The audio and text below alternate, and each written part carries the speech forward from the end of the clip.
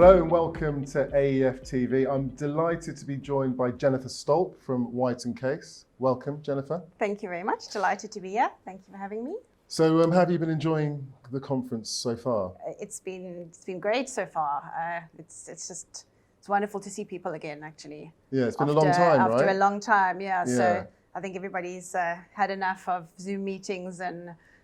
Really nice to see some actual people. Yeah, absolutely. I mean, what are the benefits of kind of being able to kind of interact and as opposed to kind of being on Zoom as we sort of discussed the whole time? I mean, what are the benefits for you in particular?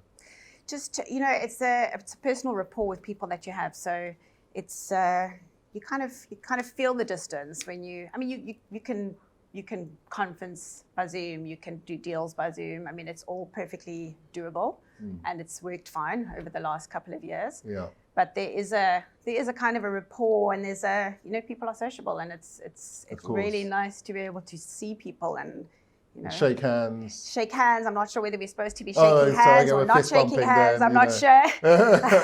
I have seen a lot of handshaking going on. Yeah. Well, maybe it feels even like some that's hugging. The way to sort of secure a deal, isn't it? But yeah. Yeah, but absolutely. it's been from that perspective, it's been great. And obviously, a lot has happened over the last couple of years, and it's good to catch up with people and see what they're doing and what they're being up to, and so enjoying it. Good. Very much. Excellent. Thank you. Good. So let's talk about some of the work that White & Case have been doing. And we wanted to discuss energy transitions and climate change. Yeah, absolutely. So what I wanted to talk about a little bit is climate change, and obviously we've all been following COP26, and it's got some very, very ambitious climate change targets, which are I guess going to be implemented in numerous different ways by different governments across the world. But from an African perspective, I think it also creates a lot of challenges, and it's going to be interesting to see how it plays out. But there are trends in the types of energy projects which are being done. Some are the same as we've been seeing over the last years. Renewable energy, for example, is we've been doing that for many years, and we will be doing it for many years because obviously it's extremely important.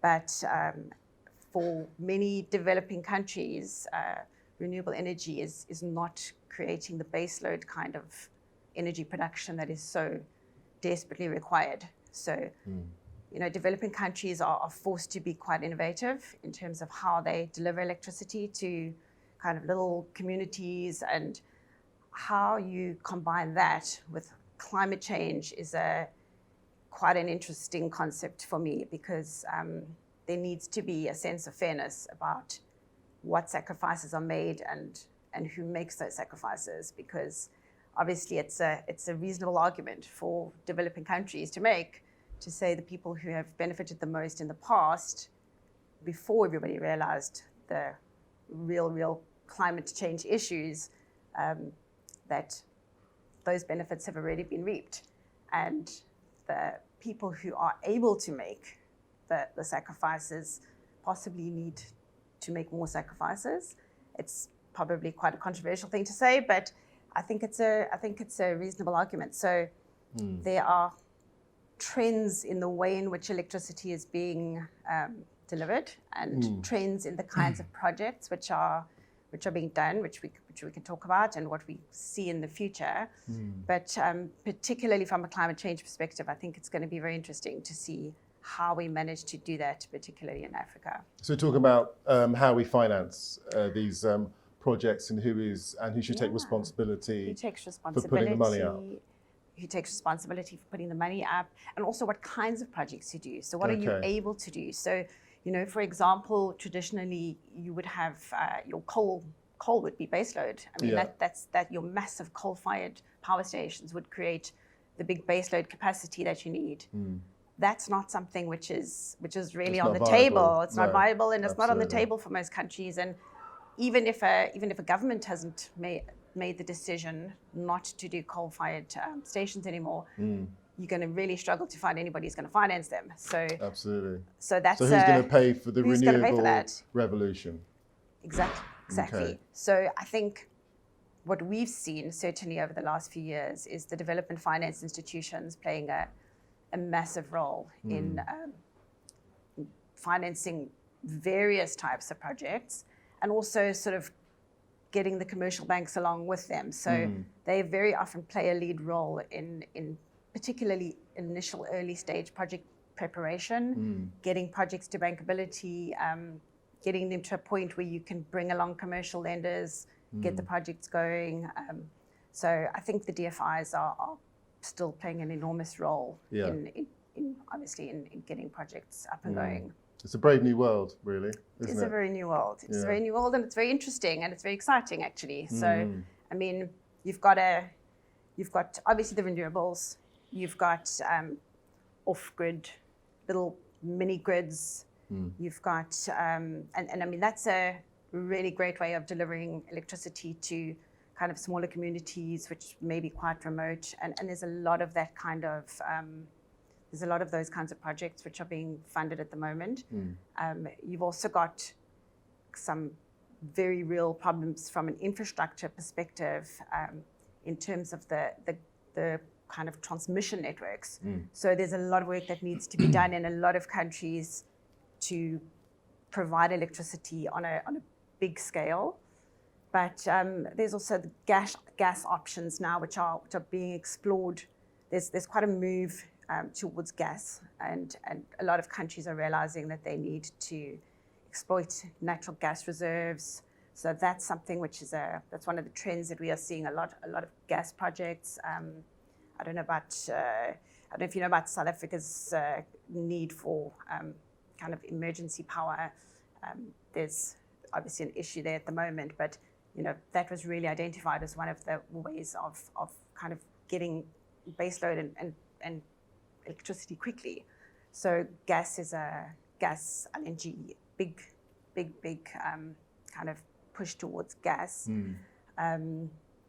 Then also the kind of the renewable projects which are linked specifically for self-generation. So particularly for like a mine, for example. So you're finding a lot of industries are creating their own energy producing or energy facilities for their own use. Right.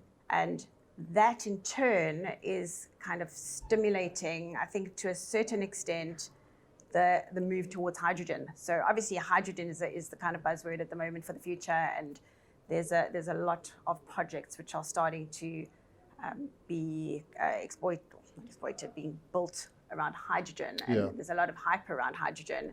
It's not an easy thing to produce, and it's not cheap, and it's in Africa particularly. I think there's a way to go. There's a long way to go, but if you've got a mine, for example, which has a renewable project attached to it, so it's got its own renewable facilities, then you've got an opportunity there, because that can provide you with the opportunity to create green hydrogen, which can then be used for, you know, vehicles and trucks and stuff like that. So that's, you know, those are some of the trends that we're seeing at the moment. So it's really exciting. I mean, there's a lot of new.